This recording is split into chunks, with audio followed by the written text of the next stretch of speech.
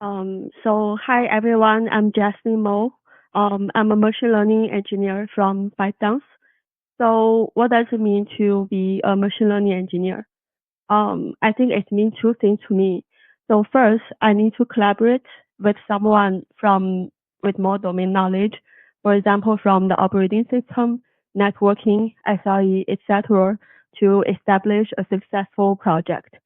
And secondly, I also feel the responsibility to leverage my techniques in machine learning to help them get the jobs done better, smarter, faster, and ideally also have them automated. Here we are. Today I want to present you um, my past projects on machine learning practices in network traffic across the data centers.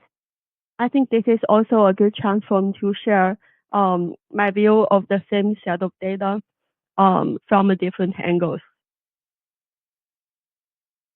Okay, this is our agenda.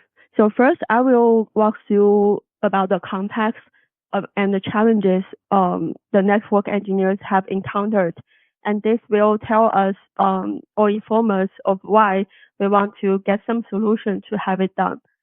And secondly, we have the problem definitions because given so much information in head, we want to extract the useful ones so we can resolve them using the quantitative approaches in algorithms. And third one, I will have a walkthrough over the applications and approaches that we tackle them in details. And finally, we will have a data pipeline walk over to see what it looks like to have them automated. Okay. The first one is network traffic model. Here, I want to see you to take a look at the dimensions of the data that we have get. So how do we define the network data or the network traffic in specific? We first need to have the location information, uh, like what's the source and the destinations of this network workflow begin with. So we may have the backbones, data centers, group unit locations, the TOR, and the server. So this is going from a more um, broader level to a smaller one. And we also need the timestamp to tell what exactly this is happening. And we also have the capacity data for the route. So it tells us what's the maximum level this route can afford for such traffic. We also have the product pairs. So we have a focus on the compute types and storage type, like the message queue products, YARN, and HDFS, etc. And if you look at the traffic from the top to down, it goes in this way. First, we have an overall traffic in the route. And then for the same route, it composes of multiple pairs of products and with specific source and destinations. And then we have a more finer granularity of specific services. And another thing to pay attention to is the traffic is always bidirectional, meaning the source and the destination, they are from the left to the right in one row of the data. And there's also another right to the left directions. Okay, so given all of those number of dimensions, it actually increases the complexity when we check the data for network traffic management.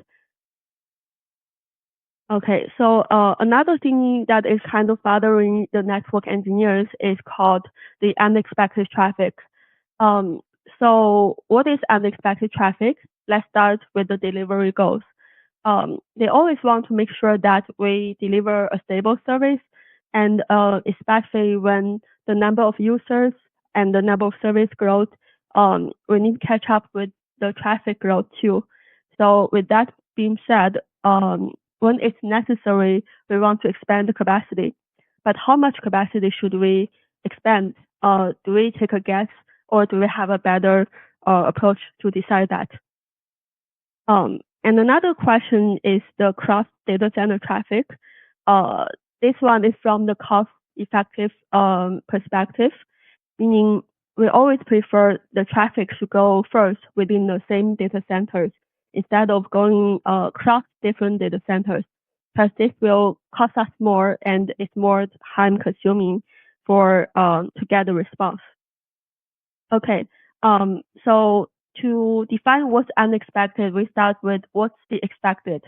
The network engineers, they start with a predefined list of the routes, including its locations, the source and the destinations, and also a list of product pairs. So some of them we want it happen, we know it will happen, but some others they are not. So the unexpected one are those that are not on this predefined list. Okay. And when this event happens, the network engineers, they will need to tackle with it. So how do they start? They will want to learn some of the points, including when this is happening. Is it happening during peak hours? We want to avoid that. And how much is it happening? So for the standard increase, that's not something we want to see because it gives us it makes things less of control. And also, who are the major contributors that contribute to such traffic increase? And another thing that network engineers they want to do is for the resource plannings. As mentioned before, we want to deliver a smoother network experience. And how do they do that? So at the beginning of each quarter or each half years, they need to collect the future deployment needs for the product pairs. And they also need to check the historical traffic data for the product pairs in such route, and also the servers itself, traffic or capacity utilizations. And then finally, they want to estimate the number of servers to prepare so that we get enough capacity to support the traffic. And another thing that adds up to the challenge is the mixed deployment of services on the same server. Meaning for the same server, it does not only support a single types of data like HDFS, it may also support the other like message queue, YARN, etc. So it kind of make it hard to decide the exact number of the servers to get. Okay, and given all of those contexts in mind, we want to know what types of problem can we define. In my perspective, machine learning is useful from two ways. First, it can check the look into the past by having the retrospective analysis.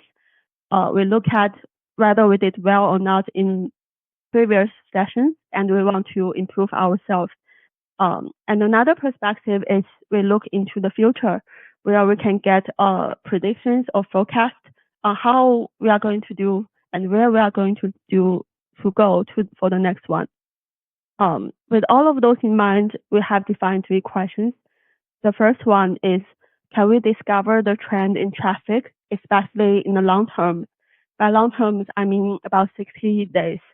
And especially we want to have a alerting system so that we can, based on the forecast, if the traffic will hit the watermark level in recent future. And secondly, we want to find out the major contributors. Then people will know where to start first. They will get the priority list to focus on. And thirdly, we want to design the projection tool so that when you give me the input of the product pairs on the source and also the source and destination end, I'm able to check the capacity capabilities. Okay. The next one is since we have a very clear goals and how can we solve them? First, let's check what tools we have in the Garage toolbox. The first one is called the statistical features. So for this one, we have some tools called the quantitative statistics, by meaning we are looking at the mean, median, mode to see where it is at, and we also check the variance to see whether it is stable result or what's the range, where the range locates. And secondly, we want to check the data distribution, meaning what's the shape of it look like. Is it highly skewed or not? And also the kurtosis is another useful tool. And secondly, we have the regression model. Um, it can be familiar to most people. It's the definition is given some independent variables x. We want to predict the dependent variable y. And then we also have the time series modeling. Specifically speaking, it is a subcategory of regression, but the only difference is the variable x, they are related in times. For example, the historical data we have are the traffic from the previous month and each of the day in the last 30 days. And the next day's performance is actually depending on the previous ones. And we also have the anomaly detection. It helps us identify the unexpected event that deviated from the normal event. Okay, here I have made a chart of the matchmaking. So on the column, we have 3 questions, the trend forecast, major contributors, and resource projection. On the row side, we have statistical features, time series, anomaly detections, and regressions. And for the first one, it actually tickles all the boxes. And for the major contributors and resource projection, we can utilize the statistical features to help us. And we can also use the regressions modeling for the last question. So here is the workflow. So for the trend and forecast, we first want to extract the features of the hourly P99. And that are the basic steps before we can apply the time series algorithm. And with the algorithm itself, we are going to decompose them into the trend, seasonality, and noise. Those are 3 classical features to help us understand how the trend is going and whether it is stable or not. And we also apply the clustering to help us discover the common patterns. And thirdly, we apply the anomaly detection. To be specific, we use the change point detections to segment the data into different types of trainings. And lastly, we apply the lateral regression over the peak values from each of those trends to help us forecast the future going down with attendance. Okay, the next one is the workflow for major contributors. Here, since we care more about the daily max instead of the average values, because it is when it hits the max level that the networks need to get alerted for. And then we also do some statistics calculations, which first includes the ratios of unexpected traffic versus the overall traffic. We want to know is this unexpected traffic causing too much resource consumption? And also we want to check the ring ratios of the previous one, so we know whether there is a chronological changes in the same time at different periods. And after that, we want to rank those statistics and then pick the top end entities. At this step, we can make some recommendations to say, hey, here are the services that you want to start first with. And for the resource projections, we want to get the features like the count of hosts on both the source and destination end for each of those product pairs in the route. And then we want to fit the regression method to project the capacities using those historical counts and capacity data and product pairs information.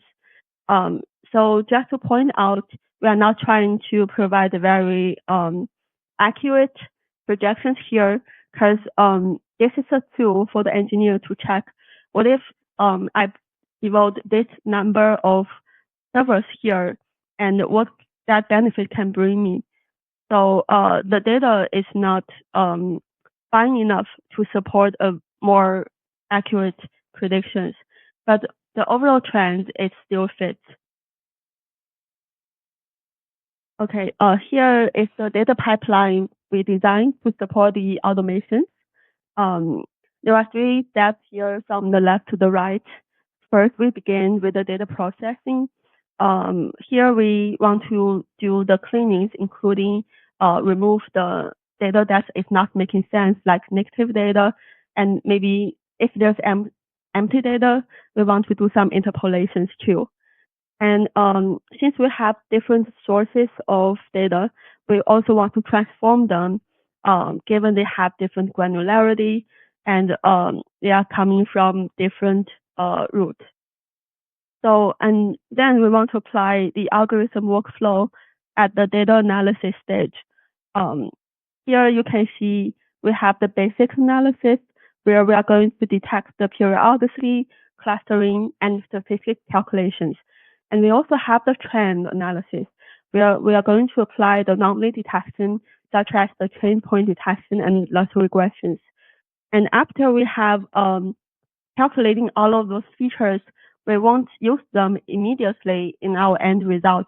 We want to find a place to store the intermediate results because given we have such a large volumes of data.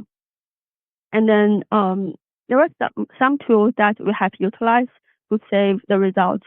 And the results, they also come in different forms. The first one type is the processed data. We save that into the HDFS. And the second one is the extracted features that we got from both the basic and trend analysis. And third one, to make it better or easier to understand for non-machine learning engineers, we also have offer a data visualization chart where there's more information in the same photograph. And we save that into the object storage type. So that's the workflow. So how do we set up? What is it from the computation perspective? So we have this internal DAG platform tool that is specifically designed to schedule the machine learning jobs. For this frequency, we have different frequency for different tasks depending on the needs. For example, for the trend analysis and the major contributors, we have that doing the update daily. And just to mention, it takes more time to start the project for the trend and forecast analysis at the beginning because it's like cold start problems. We have no zero historical data. But after the very first run, we can get incremental data starting from the day 2, and then that will save a significant amount of time to running the job. That are some design tricks in this data pipeline. And for the resource projection, it's not a scheduled one, but it's more on demand. So whenever they need to do the resource planning, they open this web page and then do some guess numbers and having the algorithm to do the estimate for them. And how do we store the results? So we have the input data coming from MySQL and Hive. And then for the output data, we save them into 3 medium, including the HDFS. We use it for the cache data. And also the MySQL is useful for time series features. And plus the objective storage to save the data visualization results. And so what do they look like? So when the user wants to check it, they can find them from 3 locations. The very first one is to get the raw data, get hand dirty by checking the tables in database. And we also have the option for message subscriptions where we have the customized chatbot. It's going to collect the data periodically.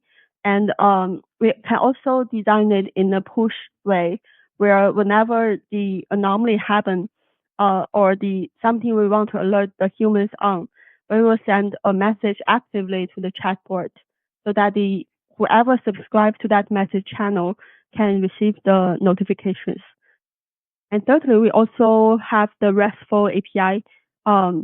It is useful when you open the web page and then check the numbers on the backend. So here I have put a screenshot on one of the examples of how our chatbot is working. So we have this some information, which first include which route this traffic is coming from. And then it also have some supporting statistics on why it is alerting you. For example, it's for this picture, it's saying the alert is hitting the watermark level for 5 days in a row. And that what the suggestion is, it suggests you to expand the capacity. Okay. Now let's take a quick summary of our presentation today. The first, we have walked through the context and challenges. Um, then we also have defined the problems into three models: the training and forecast, major contributors, and also the resource projections. And we also have a look at the machine learning applications that we built to support the needs. And finally, we have a look at the data pipeline, for example, like the workflow, what does it look like, and the computing and storage solution. Okay, that's all. And any questions?